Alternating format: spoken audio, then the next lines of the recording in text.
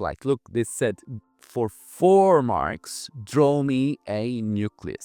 So how's it gonna look like? Look, first thing I'll do like this. You draw with me. So that's the first thing. I'm gonna make chromatin. Just scribble there, and that's chromatin. Next thing, I'll make the membrane. Draw with a pencil because you're gonna have to erase something now. So 1 layer, 2 layers. So the nucleus comes with double membrane like this. Next, do you remember this? That we had something called nuclear pore. That's where the messenger used to sneak out of the nucleus. It's here. So I'm gonna make pores now. Look, 1.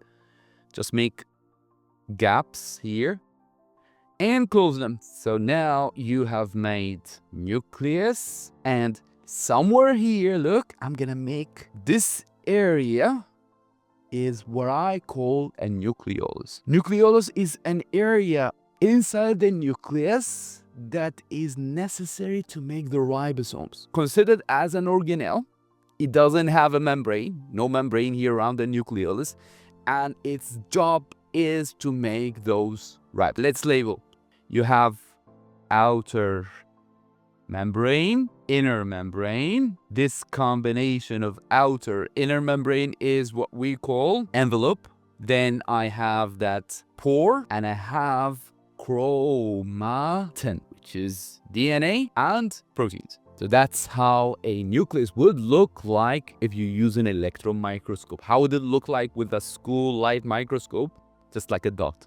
So once again, let me show you the nucleus. Nucleolus. Nucleolus is where we make those ribosomes. So they're made here.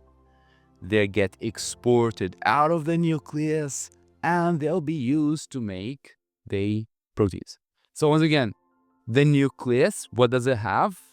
It always comes with double membrane. There are always pores. There is DNA and proteins. We call this combination chromatin and the nucleolus. Where are the chromosomes then? You wouldn't see chromosomes unless the cell is dividing. So only if the cell divides, this disappears and you end up seeing chromosomes. But that's not our concern for today.